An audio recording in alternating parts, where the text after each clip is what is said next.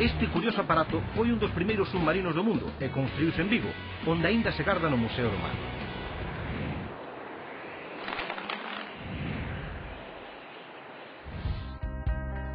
Antonio Sanjurjo Badía conta só con 17 anos cando en 1854 emigra a Habana en busca de fortuna. 5 anos despois xa ten un obradoiro de caldeiraría na puxante cidade de Vigo. Sobre todo pensando en facer motores. Os motores daquela eran máquinas de vapor e como moi bo industrial o primeiro que fixo foi mirar exemplos. As primeiras máquinas que chegaron aquí eran de buques xeralmente construídos en Reino Unido, pero tamén máquinas de vapor procedentes de Holanda.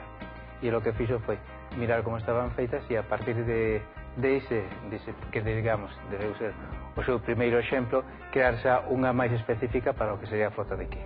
Agosto de 1898, Badía e outros 2 tripulantes mergúllanse na ría cun dos primeiros submarinos da historia. A inmersión dura máis de 2 horas e chega aos 20 metros de profundidade.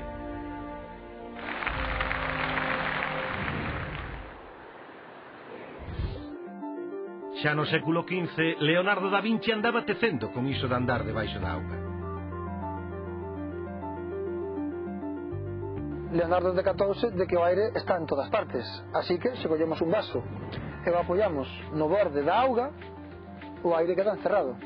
Agora, aínda que meta o vaso cara abaixo, a auga non invade o buraco, porque o aire exerce unha presión que impide que a auga entre. De feito, se abrimos un pouquiño o ángulo do vaso, veremos que a auga entra e subiu un pouquiño. Leonardo viu que alguén metido aí dentro podería respirar. Gilbert tiña un iate, o iate ficou averiado e como el sabía de motores, arranxoullo.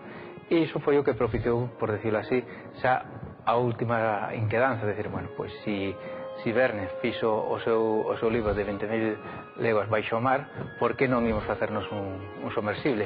Pero no fondo do mar só había humidade, e como os peixes non son moi laretas, algúns comenzaron a pensar que outro uso se lle podía dar ao invento. Cando a guerra de Cuba, críase que os yanquis invadirían a península polas costas viguesas.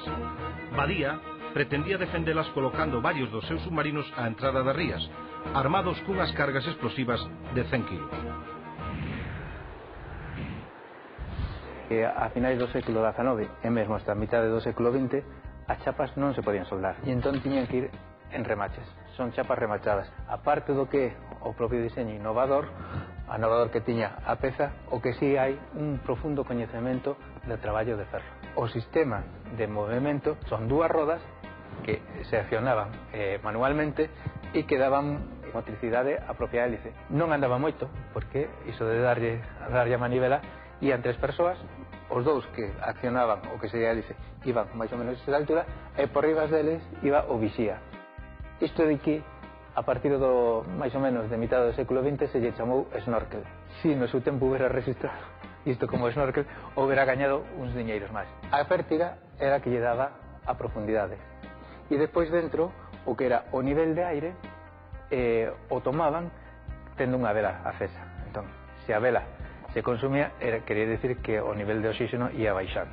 Fixándose na escasa longitude das pértegas que sostiñan as cargas e pensando en que estas estoupaban por contacto cos barcos inimigos, probablemente, se se hubiera traballado, serían os primeiros kamikazes. Afortunadamente, ao día seguinte das probas, España asinaba o armisticio. Xa hai que foi, pero por sorte, o submarino Badía sería conservado para a posteridade, e para que así saibamos un pouco máis dun deses homes de antes que hoxe dan nome ás nosas rúas.